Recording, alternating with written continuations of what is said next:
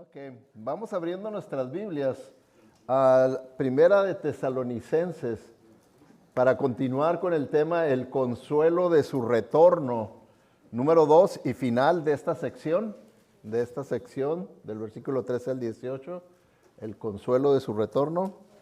Primera de Tesalonicenses, capítulo 4, y vamos a comenzar con el versículo 13, que abran sus Biblias, versículo 13. Okay.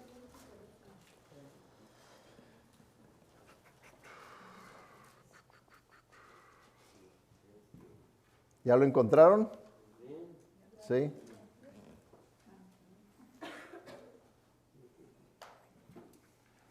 Ok. Bueno. Quiero que primeramente se fijen en el versículo 18. Antes de comenzar a leer toda la sección, quiero que vean el versículo 18. Dice, por lo tanto, anímense unos a otros con estas palabras. O sea que estas palabras del versículo 13 al 17, el apóstol Pablo tenía como propósito que sirvieran de ánimo, de consuelo para los oyentes, para los hermanos en Tesalónica, en cuanto al tema de qué pasa cuando uno muere. ¿Hay vida después de la muerte o ya es el fin de todo? Ahí se acaba todo. ¿Okay? Era una de las dudas que se tenían y que siguen teniendo, ¿verdad? La gente, es cíclico lo que la gente cree, sigue creyendo mucha gente todavía hoy en día. Todavía muchos dudan, ¿habrá o no habrá? Otros aseguran, no hay nada, te mueres y se acabó todo. ¿Para qué te dejas manipular por las religiones? No te dejes manipular, ya se acabó y se acabó. Disfruta ahorita la vida porque después ya se va a acabar todo, ahorita disfrútala, y para ellos disfrútala es darle rienda suelta a las pasiones pecaminosas, y eso es, según esto, el disfrute de la vida, ¿verdad? Entonces, se sigue teniendo las mismas dudas, ¿verdad? A través de los siglos en cuanto a qué pasa cuando uno muere. Y entonces hemos visto, ¿verdad? Que el apóstol Pablo les responde, ¿verdad? Les da argumentos para que sepan. Y vimos la semana pasada los 5 argumentos, ¿verdad? Que son los 5 puntos del mensaje. Ya cubrimos 2 de ellos. Los 5 comienzan con la letra R. El primero que vimos, ¿verdad? Es revelación. Revelación. Tenemos la verdad de Dios, que es lo que el apóstol Pablo hace. Y les dice, ¿verdad? A los de Tesalónica, y que nos dice a nosotros también, dice, no necesitas ir a otras fuentes, no necesitas ir a los filósofos, no necesitas ir a los brujos, no necesitas ir a la ciencia para saber qué pasa después de la muerte. Dios ya no lo reveló. Ve a las Escrituras, ve a la Biblia. Por eso el apóstol Pablo les dice, conforme a la palabra del Señor, afirmamos. Está diciéndoles, miren, lo que yo les voy a responder es palabra final porque viene de parte de Dios. El apóstol Pablo no dice, miren, yo creo, o mi opinión es esta, o así es. No, dice, miren, así es porque esto es lo que dice Dios. Esto es lo que afirma el Señor en cuanto a este tema, para que no quede duda exactamente qué es lo que el Señor dice. Y entonces, ¿verdad? Les usa como segundo argumento, ¿verdad? Para que puedan creer y entender qué es lo que pasa cuando una persona muere, y les da los argumentos. Dice, bueno, un argumento de estos es que el regreso, Cristo viene otra vez. ¿Qué quiere decir esto? Que sí verdaderamente resucitó, que sí verdaderamente hay vida después de la muerte, que Cristo está vivo y que algún día va a venir. Por lo tanto, el Señor Jesucristo dijo, porque yo vivo cuando resucitó, ustedes también viviréis. Quiere decir, yo resucité, esto es prueba de que sí hay vida después de la muerte. Sí va a haber resurrección. Entonces, la doctrina sobre el regreso, la segunda venida de Jesucristo, ha servido para consolar a los quebrantados de corazón, ¿verdad? El regreso de Jesucristo.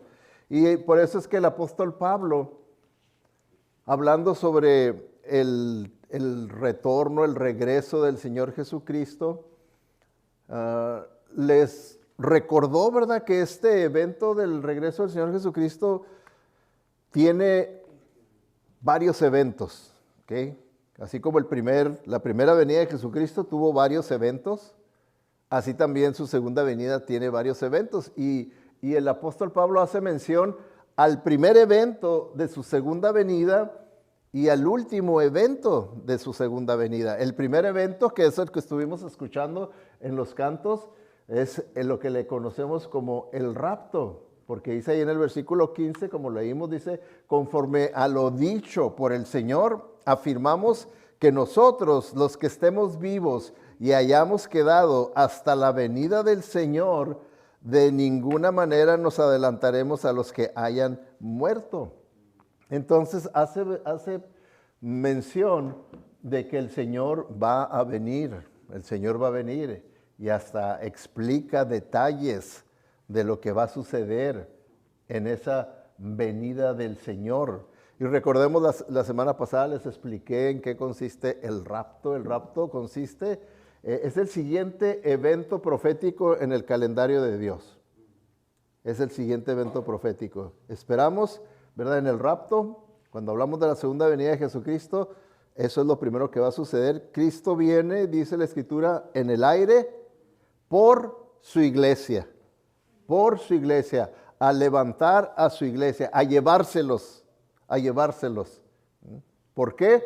Porque va a caer el juicio de Dios sobre la tierra. Va a caer el juicio de Dios. Y el juicio de Dios no es para su pueblo, no es para sus hijos, no es para los verdaderos creyentes. Es por eso que primero los levanta y luego vienen 7 años de tribulación. Y al final de esos 7 años, aquí el apóstol Pablo también menciona ese último evento que tiene que ver con la segunda venida de Jesucristo. Y es el evento que le llamamos el reino milenial, porque viene Cristo después de 7 años a poner orden, a restituir todo y a reinar por 1000 años aquí en la tierra. Y entonces dice, pues ya que creemos que Jesús murió y resucitó, le está diciendo, sí, así como estamos seguros de que hay muerte, quiero que estén seguros que hay resurrección también.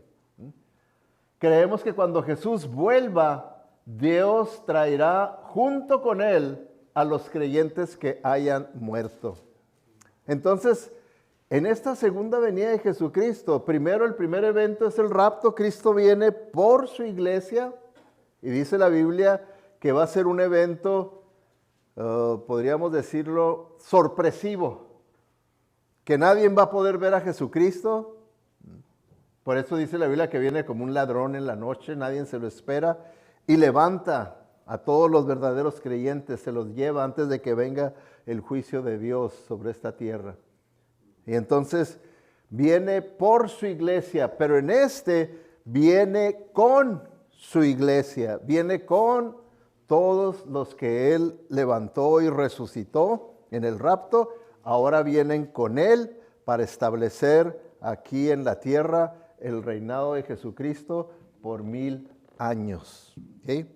Entonces, ¿ven ustedes la diferencia? ¿Ven ustedes, verdad, que la segunda venida de Jesucristo tiene varios eventos, verdad?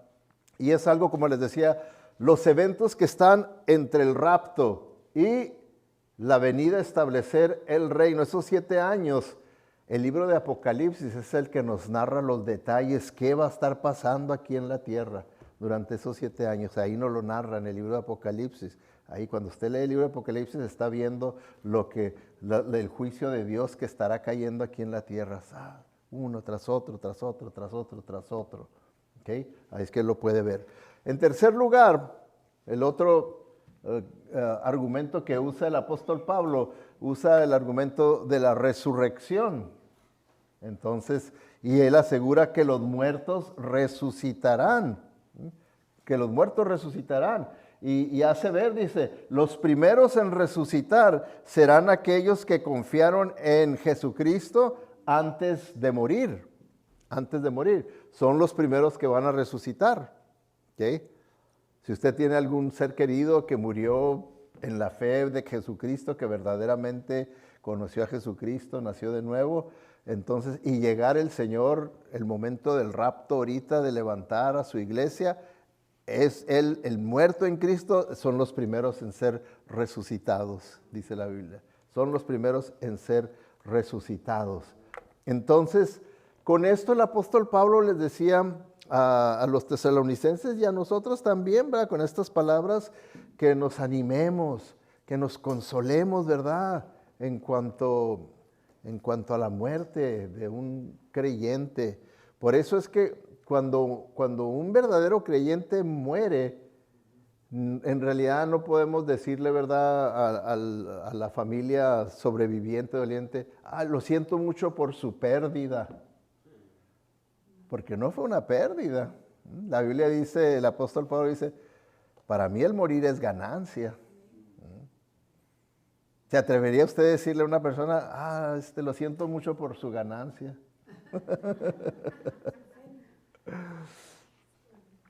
Porque la Biblia dice, el apóstol Pablo decía, para mí el vivir es Cristo y el morir es ganancia. Es ganancia. Entonces, es como vemos nosotros la vida, la muerte, y es lo que el apóstol Pablo está tratando de que estos cristianos en Tesalónica entiendan lo que dice Dios, no lo que opina Pablo, lo que dice Dios. Y es por eso que nosotros tenemos que creerlo, porque no es lo que digo yo, es lo que dice Dios. Yo simplemente, así como el apóstol Pablo era el instrumento humano que Dios estaba usando para que conocieran la verdad de Dios, su palabra, así también me está usando a mí para que ustedes conozcan y entiendan la verdad de Dios, y usted va a decidir si lo quiere creer o no lo quiere creer. Si lo quiere creer o no lo quiere creer, pero eso es lo que dice la palabra de Dios, la Biblia, que sí va a haber una resurrección. Y entonces, en el rapto, cuando el Señor venga y resucite a los muertos en Cristo, primeramente, a eso se le llama la primera resurrección. La primera resurrección. Y esa primera resurrección también se le llama la primera resurrección para vida. Para vida. ¿Por qué? Porque también Jesucristo nos enseña que hay una segunda resurrección, pero no es para vida. No es para vida.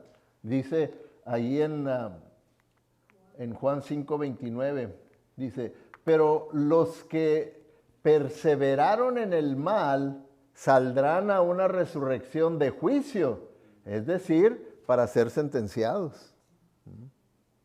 Los que continuaron en esa condición normal en la que estamos nosotros los pecadores en pecado, que no quisimos nada con las cosas de Dios, que no quisimos arrepentirnos, que ya se nos hizo todo eso como, no, eso no es para mí, yo tengo mis propias creencias, yo tengo mi propia religión, yo creo que nomás con que no sea una persona mala y trate de hacer el bien al necesitado, todo va a estar bien con Dios, todo va a estar bien. Esa persona rechazó la gracia de Dios, rechazó la salvación que solamente Cristo puede dar al pecador, rechazó que pueda recibir al Espíritu de Dios en su vida, el Espíritu Santo en su vida, rechazó todo acerca de Dios. Por lo tanto, dice que va a ser una resurrección de juicio. No es resurrección para vida, sino resurrección para muerte. Y cuando la Biblia habla que es para muerte, se refiere a pasar una eternidad en un lugar donde la presencia de Dios y todo lo que son las cosas de Dios, ahí no se van a poder encontrar. Y va a ser un lugar terrible porque no se va a encontrar nada acerca de Dios ahí, y por eso se le llama infierno. Porque es horrible. Porque es horrible. Mientras que, por eso es que la Biblia nos dice que buscar a Dios mientras pueda ser hallado. Aquí todavía una persona puede encontrar a Dios, puede ver a Dios. Simplemente dice la Biblia, al ver tú la naturaleza, ahí ves la hermosura, la grandeza, la sabiduría de Dios. Puedes ver a Dios reflejado en su creación. Mientras que en el infierno no va a haber nada de eso, ni siquiera eso. Nada.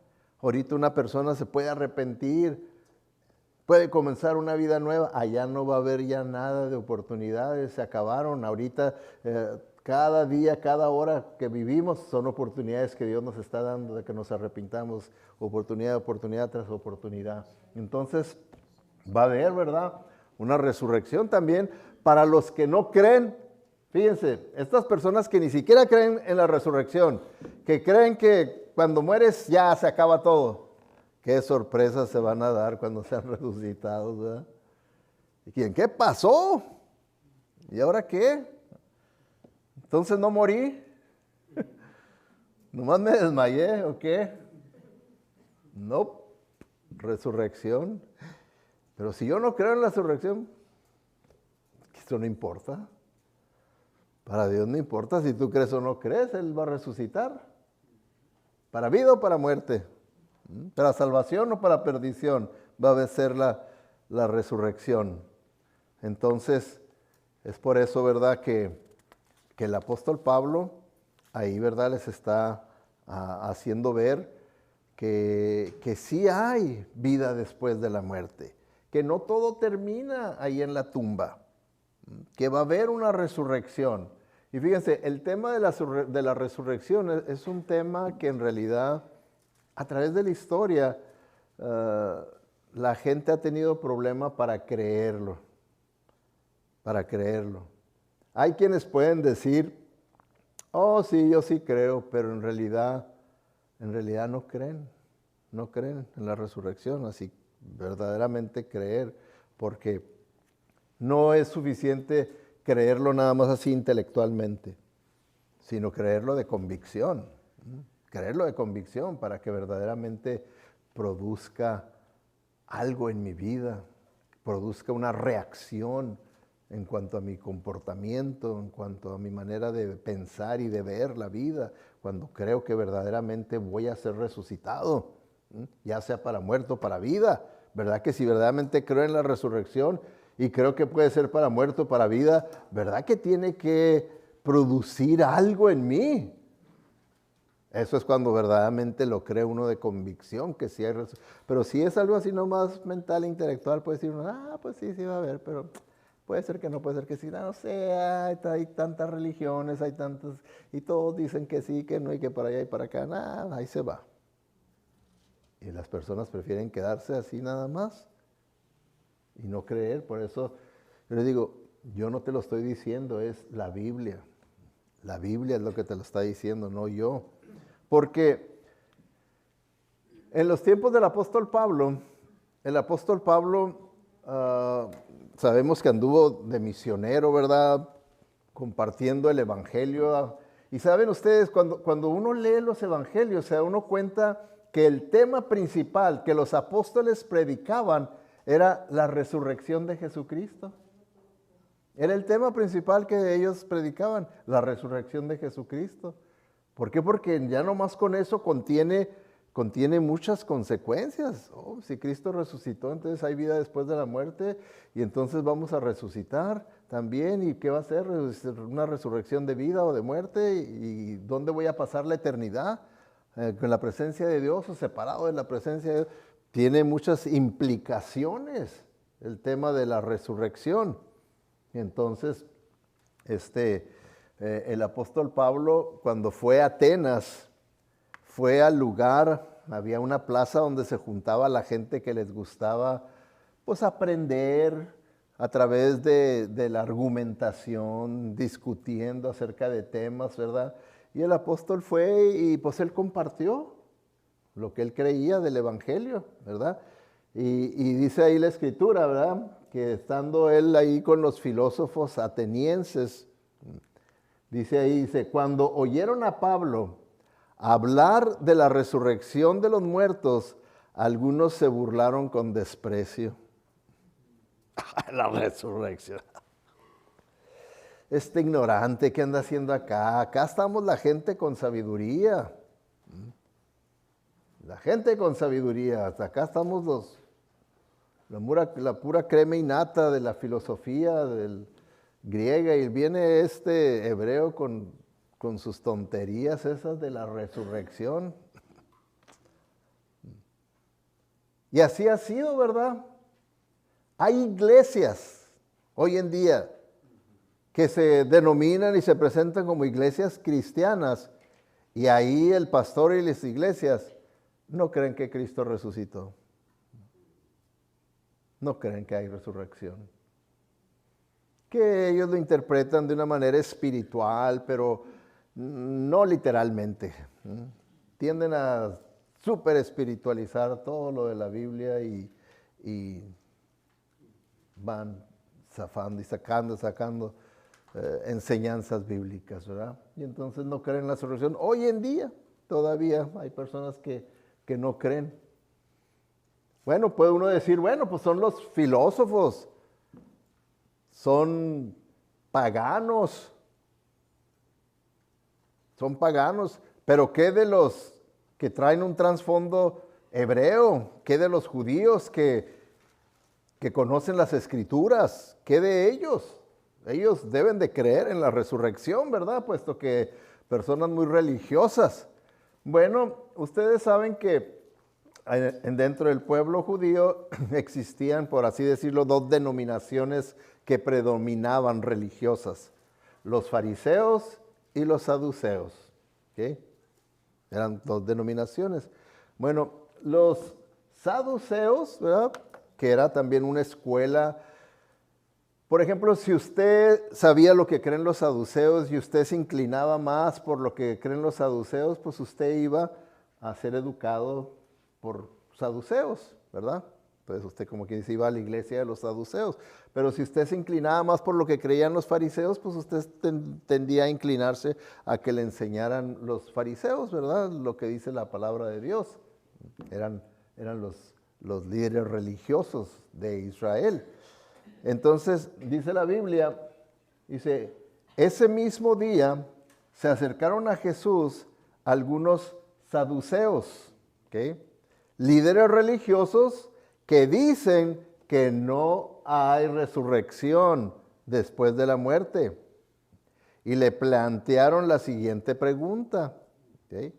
Entonces, se fijan ustedes, todavía ahí dentro de los religiosos de Israel, que supuestamente eran expertos en las escrituras y maestros de la Biblia, no creían en la resurrección. No creían en la resurrección. Y para tratar de hacer quedar mal a Jesús con el tema de la resurrección, le plantearon la siguiente pregunta. Dijeron, aquí lo vamos a agarrar, lo vamos a ridiculizar, lo vamos a hacer ver que está ignorante. Y entonces le hicieron la pregunta, le dijeron, maestro. Ya hasta usan la palabra maestro, ¿verdad? Muchos muy respetuosos. Maestro, dice la ley que si un hombre muere, que está casado, pero no dejó hijos, que entonces uno de los hermanos tiene que tomar a la mujer como su esposa para que pueda dejar prole, para que puedan tener hijos de sangre. Dice, ahora, ¿qué pasaría si este hombre toma a la viuda, pero muere sin haber procreado? Y entonces viene el otro hermano y también pasa lo mismo. Y son 7 los hermanos que pasan y mueren y no tuvo familia con ninguno de ellos. Y le dice, cuando venga la resurrección, ¿de quién va a ser esposa? ¿De quién va a ser esposa? Ella está, hijo, y aquí ya lo agarramos, ¿verdad?, con esta. ¿De quién va a ser esposa? Tal vez usted ya está pensando, ¿del primero? ¿O del último? ¿O todos como mormones? ¿O qué? ¿Cómo le vamos a hacer aquí? ¿Cómo le vamos a hacer aquí, verdad? Y fíjense la respuesta de Jesucristo, ¿verdad? Los puso en orden. Fíjense lo que les dice a los saduceos. Les dice primero, Jesús contestó, el error de ustedes es que no conocen las Escrituras y no conocen el poder de Dios. ¿Se fijan ustedes el peligro de no conocer las Escrituras? Toda clase de errores que podemos creer. Errores que pueden venir hasta de líderes religiosos. Y poder decir, no, pues es que en mi religión esto dijo, ¿verdad? El líder religioso de mi religión. Pero ¿qué si no va de acuerdo con la Biblia, con las Escrituras? ¿A quién le vas a creer? ¿A ese líder religioso o a las Escrituras? Y aquí es lo que Jesucristo les dice, ¿verdad? A maestros de la Biblia, saduceos, maestros les dice, ustedes están mal y creen mal porque no conocen las Escrituras. No conocen las Escrituras. Si conocieran las Escrituras, no andarían con estas preguntitas mensas que traen. Y en vez de ponerme a mí en ridículo, el ridículo que están haciendo ustedes con estas preguntas, porque ay, el doctor en teología haciendo estas preguntas tontas. ¿Por qué? Porque está errado en las Escrituras. Ahí está su error, ahí dice, el error de ustedes. Ese es el error de ustedes. No, el error no es de que es que perteneces a esta religión, no, es que no conoces las Escrituras. No conoces las Escrituras, que eso es lo que es más importante. Ahí es donde uno siempre se tiene que aferrar. Por eso cuando uno esté dando testimonio de su fe, nomás aférrese a las Escrituras. No se deje llevar por los argumentos de la otra persona porque lo envuelven y después no va a saber cómo salir y ni siquiera pudo enseñarles las Escrituras. Como seguido me pasa, ahora este sábado me volvió a pasar, ¿verdad? Que llegaron los testigos de Jehová. Y pues siempre los recibo muy bien, ¿verdad? Les doy la bienvenida y todo, ¿verdad? Y ya los dejo, ¿verdad? Siempre ellos traen ahí su rollito que aprendieron, que les dijeron que deben de decir en esa semana cuando tocan. Ya lo digo. Y siempre, ¿verdad? Les digo, oye, mira, este pasaje, ábrelo ahí en Efesios 2, a ver, ¿tú qué piensas? ¿Qué está enseñando ahí, verdad? Efesios 2, y ya los pongo a que lean el versículo 8, 9 y 10. Digo, de acuerdo a ese pasaje, ¿qué dice, qué enseña acerca de la salvación? Que es 100% por la gracia de Dios, por medio de la fe en Jesucristo, o es por obras, o una combinación de gracia y de obras. Bueno, pues es que empieza a querer, porque sale con una ilustración y todo. Le digo, ok, esa ilustración que tú me diste, ¿dice lo mismo que dice aquí la Biblia? ¿Dice lo mismo que aquí donde dice que no por obras para que nadie se gloríe? Entonces, si es por obras, voy a tener de qué gloriarme, ¿verdad? Y entonces ya no va a ser salvación de Dios, va a ser salvación mía, propia, personal, por mis obras. Y así me los estuve llevando, ¿verdad? Y ya sacaban otra cosa y decían, ok, ¿qué dice aquí el versículo 10? Vamos, léemelo otra vez, y lo leían. ¿Qué dice aquí? ¿Que las buenas obras son producto de la salvación o condición para la salvación? No, pues es que sacaban otra vez una ilustración. Y digo, bueno, esa ilustración dice lo mismo que este versículo. Pues gracias a Dios, al final, nomás de tenerlos leyendo y repitiendo, el que estaba dirigiendo ahí, el muchacho, me dijo, no, sí tiene usted razón. Me quedé yo, ¿qué? ¿Aceptó? Me dijo, no, sí tiene usted razón, sí es así como usted dice. Dice, ¿puedo venir en otro tiempo? Quiero traer a fulano de tal, que como diciendo, voy a traer un calibre más pesado, ¿verdad? ¿Para qué?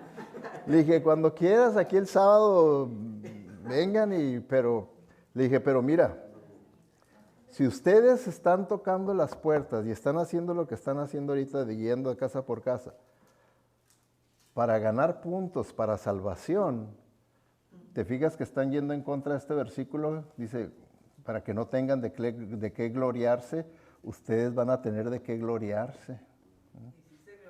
Y entonces, digo, ya no es la salvación de Dios.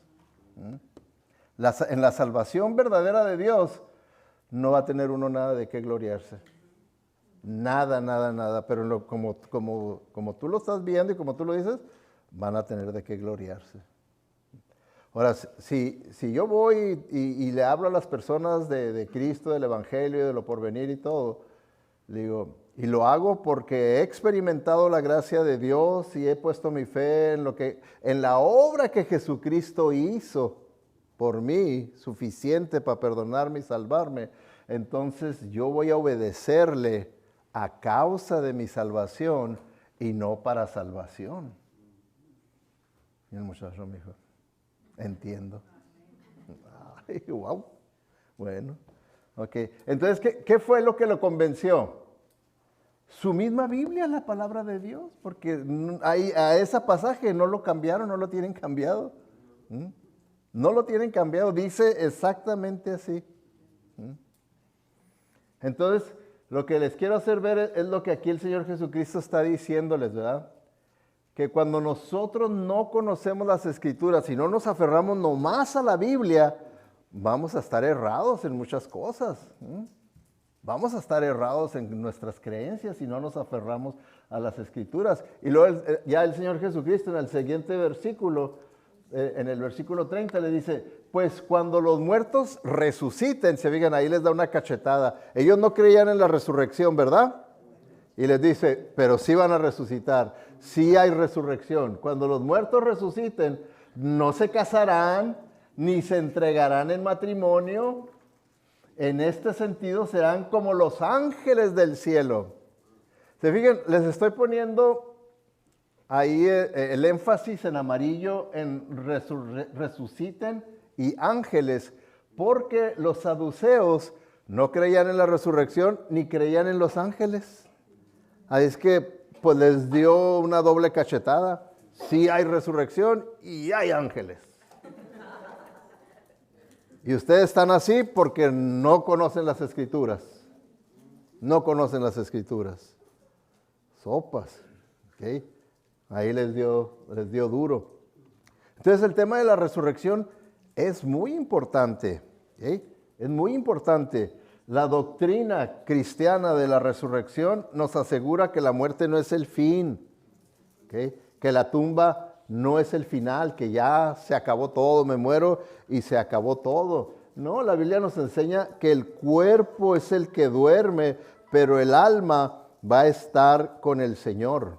¿Okay? Cuando ven en la Biblia a veces usa la palabra metafórica, ¿verdad? De que cuando dice, por ejemplo, el Señor Jesucristo a los discípulos, Lázaro duerme. Era una manera de decir, ya está muerto. Ya está muerto. Lázaro duerme. Pero la Biblia nos enseña que, porque muchos creen también, ¿verdad? Como los testigos de Jehová, los adventistas, ya que tienen una doctrina muy parecida con los adventistas, creen que cuando uno muere, el alma y el cuerpo duermen, esperando la resurrección.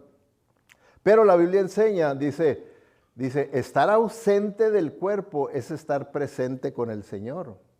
Que quiere decir que cuando uno muere, su alma se va a la presencia del Señor, ¿verdad? Del creyente, se va a la presencia del Señor. Lo que duerme, o sea, lo que está sin vida, es el cuerpo. Ahora, aquí tenemos una enseñanza que muchas veces nosotros, los mismos cristianos, la pasamos por alto. Que para Dios el cuerpo es muy importante. El cuerpo es muy importante, de tal grado que el Señor lo va a resucitar.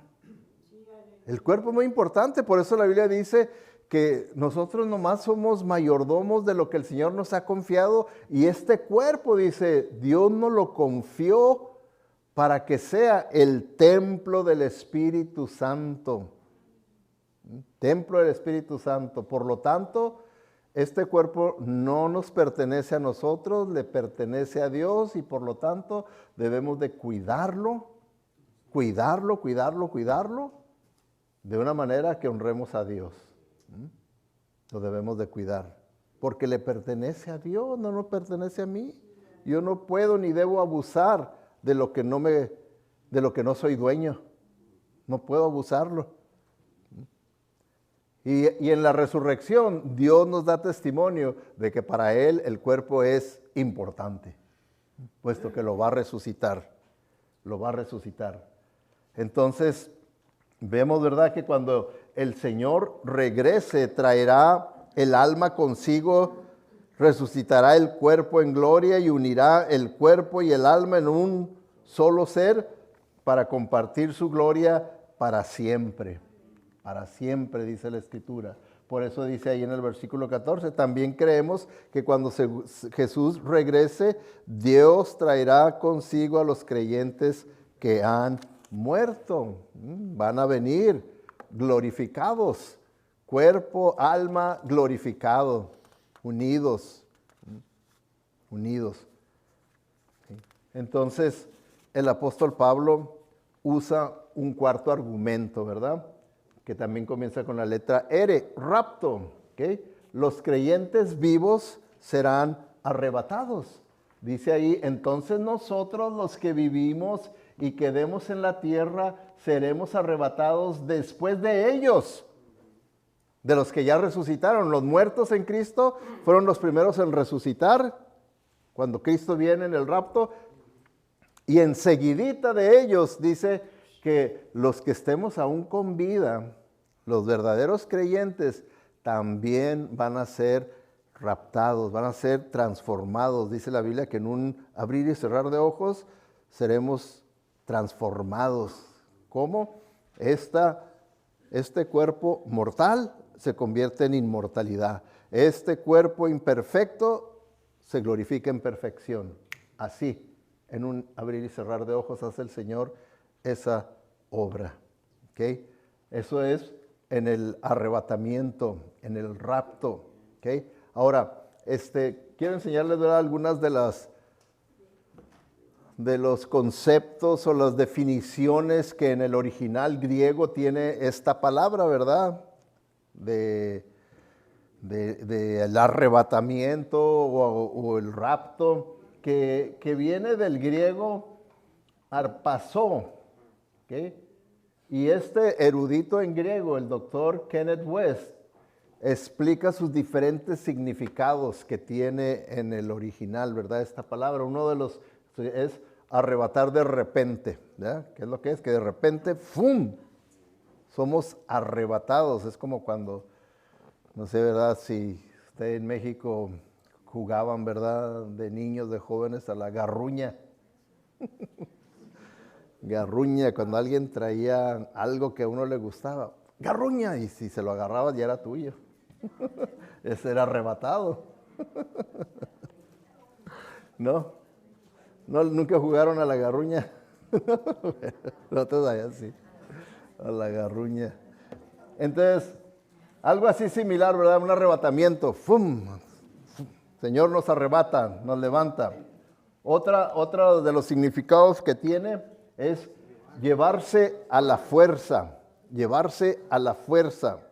Y lo que explica el teólogo Kenneth West, dice que da la idea que nosotros estamos tan arraigados en este mundo, tenemos hechos tantas raíces tan profundas en las cosas de este mundo, que va a tener el Señor que con su poder desarraigarnos, sacarnos de este mundo, porque estamos bien arraigados.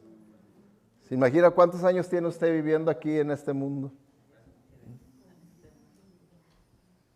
Ya ven, el domingo 11 van a saber acerca de mí, ¿verdad? Pero sí, vamos a tener que tener a los bomberos aquí porque va a haber un incendio con las velas, ¿verdad? Entonces, esa es la idea, ¿verdad? De llevarse a la fuerza, como que desarraiga algo y se lo lleva, ¡pum!, a la fuerza. Vamos, porque algo que se arraiga está muy fuerte. Yo recuerdo en una ocasión, quería sacar era un arbustito, estaba chiquillo, ¿verdad? Pero no quería yo batallar, andar excavando y todo. Entonces dije, lo voy a amarrar con una cadena y al carro se lo voy a enganchar aquí a la... y le voy a dar y le doy, ¡rum! No, hombre, no le hice nada y la defensa de atrás la arranqué.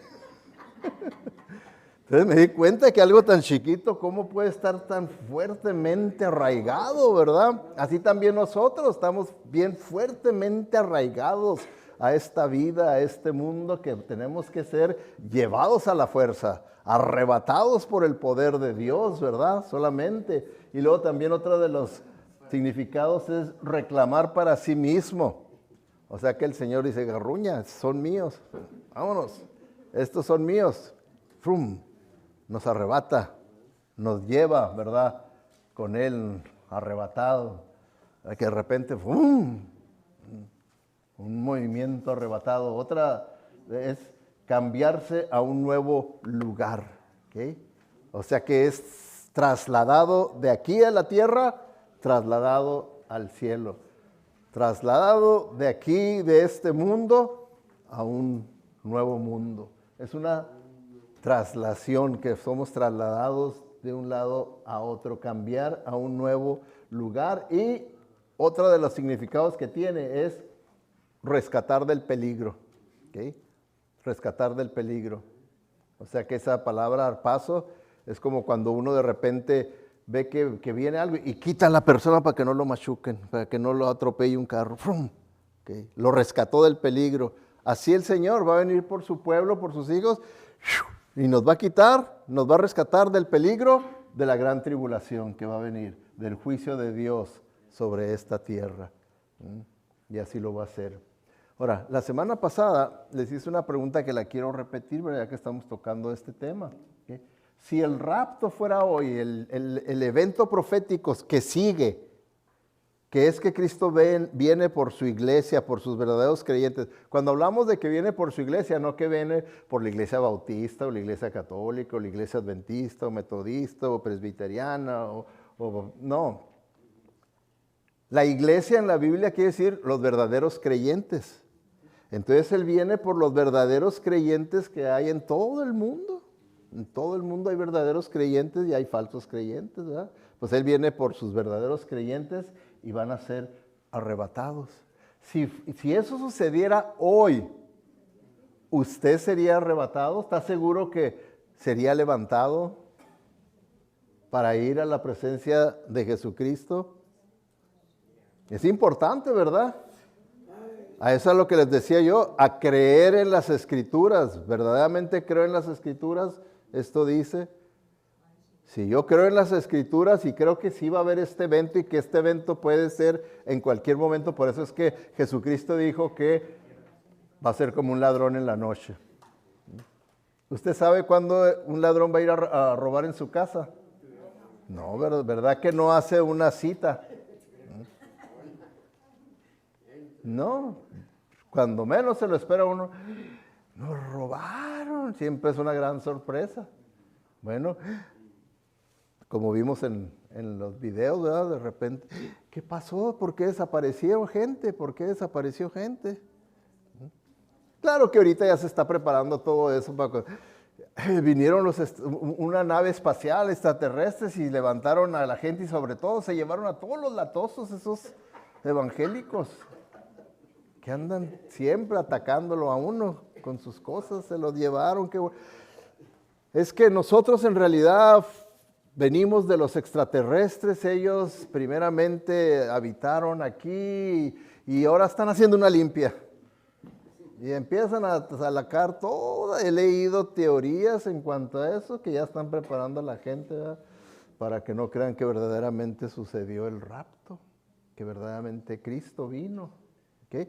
y prefieren creer esas marihuanadas que la palabra de Dios.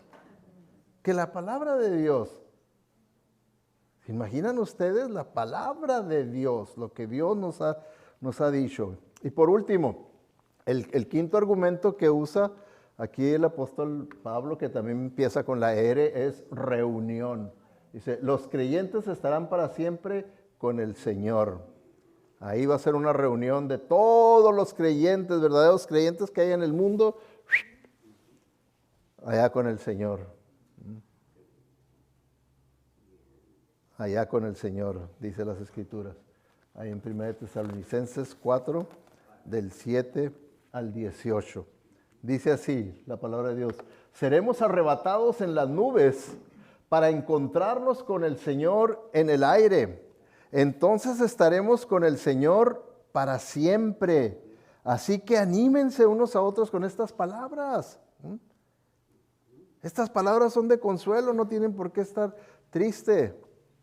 No tienen por qué temer a la muerte si verdaderamente son verdaderos cristianos. La muerte es ganancia, no es una pérdida. No es una pérdida.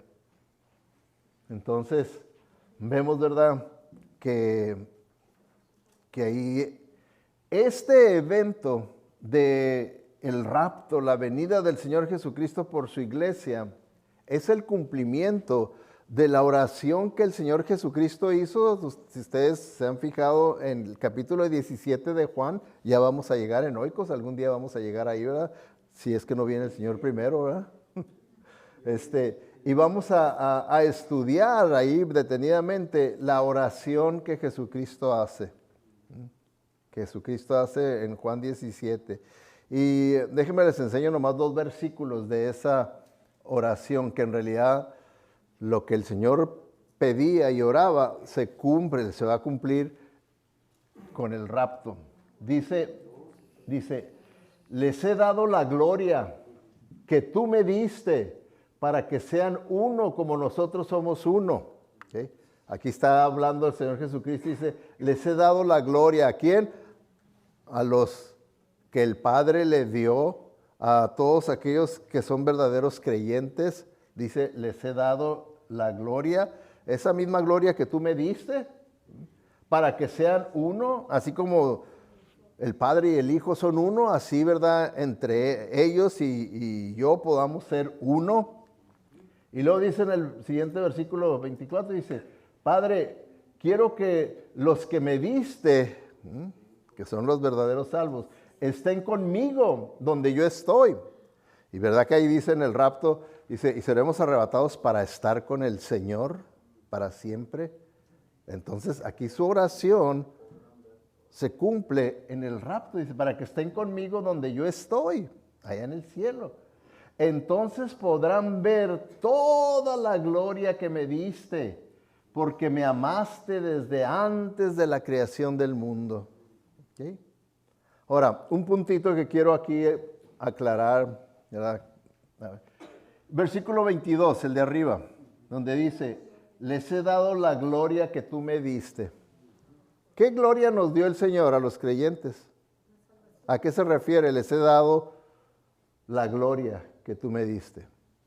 No crean que nomás son palabreríos así religiosos. No, son verdades bíblicas. ¿A qué se refiere? Les he dado la gloria que tú me diste. Les he dado la gloria que tú me diste. Bueno, es algo que muchas veces nosotros no lo vemos completamente, ¿verdad? Lo que es la obra del Espíritu Santo.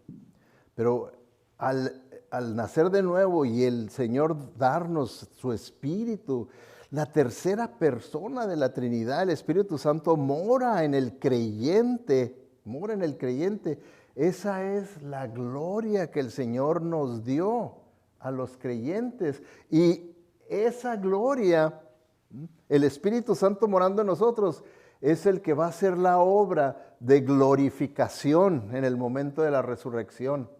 Es el Espíritu Santo el que va a hacer esa obra, porque muchas veces tenemos la idea muy resumida de que soy salvo por Jesucristo. Pero la Biblia enseña que soy salvo por Dios. ¿Y qué es lo que quiere decir por Dios? Que yo soy salvo por el Padre, el Hijo y el Espíritu Santo. ¿Sí? Los tres tuvieron parte en mi salvación. ¿Sí? El Padre me escogió y tuvo una relación de amor conmigo antes de que Él creara todas las cosas. Dice, a los que antes conoció, a estos predestinó. ¿Okay? Entonces, ahí está la obra del Dios Padre en la salvación. Dios Hijo es el que pagó por mis pecados, murió en la cruz, pagó por mis pecados y resucitó para vencer el pecado y a la muerte. Y luego Dios Espíritu Santo es el que me han dado buscando. Dice que Él vino a buscarnos, pero no es Dios Hijo el que me anda buscando, es Dios Espíritu Santo el que hace esa búsqueda del pecador, que hace la búsqueda del pecador y Él está obrando a través de diferentes medios, el Espíritu Santo, para tratar de convencernos, ¿verdad? Que eso es lo que le llamamos la convicción del Espíritu Santo. El Espíritu Santo empieza a convencer a la persona de que sí, yo soy un pecador, estoy mal, yo en realidad si muero voy a terminar en el infierno, no tengo una relación personal con Cristo, verdaderamente Cristo es el único Salvador, la religión no me salva, mis buenas obras no me salvan. Y empieza a convencer el Espíritu Santo, convencer, y luego hace la obra de romper ese corazón endurecido por el pecado, endurecido por la terquedad, endurecido, lo quebranta y se cumple lo que dice la Biblia y pondré un corazón nuevo dentro de ustedes, un corazón que sea sensitivo a Dios, a las cosas de Dios. Y entonces se produce el nuevo nacimiento. Obra del Espíritu Santo, Dios Espíritu Santo hace esa obra y cuando viene el momento de la glorificación, la gloria de Dios que mora en nosotros, su Espíritu, como quien dice, hace la explosión de una transformación y un cambio en nuestras vidas que nos glorifica. Nos glorifica. ¿Okay? Entonces, es importante, ¿verdad? Ahora, yo sé, ¿verdad? La Biblia nos dice, ahí en 1 Corintios, el apóstol Pablo dice, ahora conocemos a Dios de manera no muy clara, como cuando vemos nuestra imagen reflejada en un espejo opaco. Pero cuando todo sea perfecto, veremos a Dios cara a cara. Ahora lo conozco de manera imperfecta, pero cuando todo sea perfecto, podré conocerlo como Él me conoce a mí. ¿Se fijan? Ahí cuando la Escritura habla de que ahorita conocemos, así como podemos conocer nuestro rostro viéndonos en un espejo. Ahora, siempre, ¿verdad? Les digo, siempre interpreten las Escrituras a la luz de aquellos tiempos, no de nuestros tiempos, porque de nuestros tiempos dice uno, pues cuando yo veo mi imagen en un espejo, pues lo veo muy claro. Un espejo es muy preciso, ¿verdad? Cuando yo me veo, ¿verdad? En la mañana en un espejo, digo, ¿qué pasó? Entonces, es muy exacto nuestros espejos, ¿verdad? Pero en aquellos tiempos, ¿creen ustedes que tenían espejos como los nuestros? No, los espejos que ellos tenían de metal, pulían los metales lo más que pudieran para más o menos poder ver. Entonces, ¿verdad que era un reflejo opaco? Por eso dice que así también nosotros ahorita, como vemos y entendemos, no es con perfección todo, ¿verdad? No es con perfección, dice, pero va a haber ese momento cuando el Señor nos glorifique que vamos a poder ya entender todo perfectamente, vamos a poder ver todo perfectamente, pero hasta entonces, ahorita por lo pronto, tenemos que considerar, ¿verdad? ¿Cómo está mi vida espiritual? Porque este evento puede ser hoy, puede ser mañana, no sabemos, pero la Biblia dice que es el siguiente evento en el calendario profético de Dios, que Cristo venga por su iglesia. Porque como vemos nosotros la situación en el mundo, vemos que el Señor Jesucristo mismo nos dio y nos dijo, miren, aquí hay señales del fin del mundo. Cuando vean que pasa esto, cuando vean esto, todo eso lo estamos viendo que está pasando, esas señales. ¿Qué quiere decir? Que esto puede suceder ya en cualquier momento, porque todas esas señales, Dios en su misericordia no nos dejó a que no supiéramos nada cuando pudiera suceder eso, sino que nos dijo, hey, no les voy a decir la fecha, ni el día ni la hora, pero les voy a dar señales para que ustedes vean y se preparen. Todas esas señales aquí están, estúdienlas en la Biblia, las señales del fin del mundo. Y va a decir usted, pues sí, esto está pasando, esto está pasando, y esto está pasando, y esto está pasando. ¿Qué quiere decir? Que el Señor puede venir en cualquier momento. ¿Está usted listo? ¿Verdaderamente está usted listo? Vamos a inclinar nuestro rostro. Vamos con una actitud de oración. Con una actitud de oración. Si usted reconoce que no está listo porque no ha nacido de nuevo, no le ha entregado su vida a Jesucristo para que Él sea su Salvador, porque no hay ningún otro Salvador. Usted no se puede salvar a sí mismo, ninguna religión lo puede salvar. Por más buenas obras que pueda hacer, no lo pueden salvar. Solamente Jesucristo es el único que puede salvar. Si hubiera alguna otra manera para ser salvo, pues qué gran error de que Jesucristo tuviera que sufrir todo lo que sufrió. Pero no, Dios no comete errores. Él sabía bien cuál era la única manera que podíamos ser salvos. Que un Salvador viniera a rescatarnos, a salvarnos. ¿Es Cristo su Salvador personal? ¿Salvador personal? No estamos hablando de que si Cristo es el Salvador del mundo, no. Su Salvador personal. Esa es la verdadera salvación. Él quiere y puede ser su Salvador personal. Para que cuando Él venga por usted, porque usted es su hijo. Si usted reconoce que necesita arrepentirse y entregarle su vida a Jesucristo para comenzar una vida nueva, nacer de nuevo, levante su mano y diga, sí, pastor, ese soy yo. ¿Pudiera usted dirigirme en una oración de arrepentimiento y de fe para entregarle mi vida a Jesucristo? Sí, yo lo puedo guiar, pero hágamelo saber levantando la mano que usted quiere entregarle su vida a Cristo y comenzar una vida nueva. ¿Habrá alguien aquí? Y entienda que usted no está aquí por casualidad. Entienda que el Espíritu Santo, Él está obrando, lo está buscando, lo está convenciendo, lo está trayendo a donde Él quiere que usted escuche su verdad, conozca las Escrituras y la voluntad de Dios para su vida y entienda usted cuál es la condición espiritual de usted. Habrá alguien que quiera entregarle su vida a Jesucristo. Habrá alguien. Ahora, si usted sabe con toda seguridad que usted es un verdadero creyente y que Cristo va a arrebatarlo, comparta estas buenas noticias con sus compañeros de trabajo, de escuela, con sus familiares, con sus vecinos. No se quede callado. Estas son muy buenas noticias, es un mensaje poderosísimo. Y es una verdad que todos necesitan saber.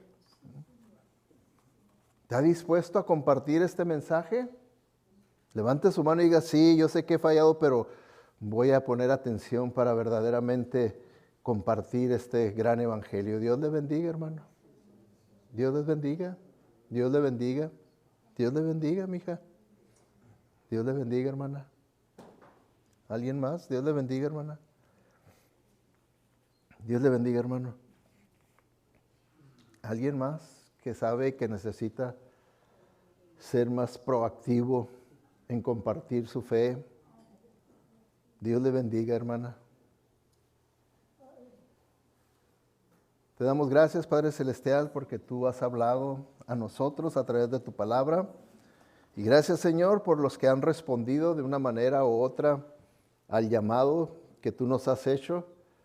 Ayúdanos, Señor, a que seamos fieles a ti al cumplir lo que tú estás pidiendo de cada uno de nosotros, que no permitamos que todo esto quede nada más en una emoción dominical, sino que sea una convicción del resto de nuestra vida.